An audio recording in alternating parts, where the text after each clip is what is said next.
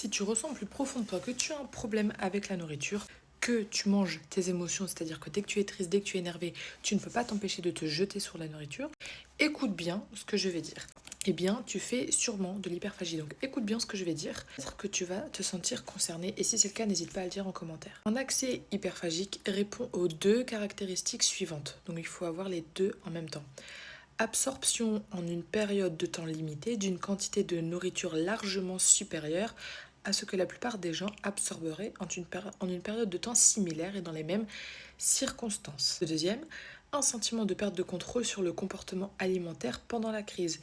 Exemple, sentiment de ne pas pouvoir s'arrêter de manger ou de ne pas pouvoir se contrôler.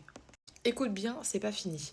Un accès hyperphagique a au moins 3 des caractéristiques suivantes. Numéro 1. Manger beaucoup plus rapidement que la normale. Numéro 2. Manger jusqu'à éprouver une sensation pénible de distension abdominale. 3. Manger de grandes quantités de nourriture en l'absence d'une sensation physique de faim. 4. Manger seul parce que l'on est gêné de la quantité de nourriture que l'on absorbe. 5. Se sentir dégoûté de soi-même, déprimé ou très coupable d'avoir mangé. Ce n'est pas moi qui le dis, c'est le DSM. Le DSM, c'est un genre de manuel américain qui répertorie toutes les maladies mentales. Et il est utilisé comme référence dans les diagnostics des troubles mentaux.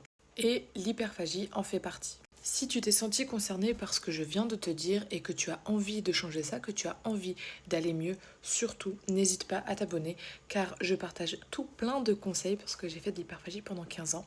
Et surtout le plus important, j'ai écrit un carnet qui permet d'apaiser l'hyperphagie et je vous prépare une petite surprise pour le 21 mars.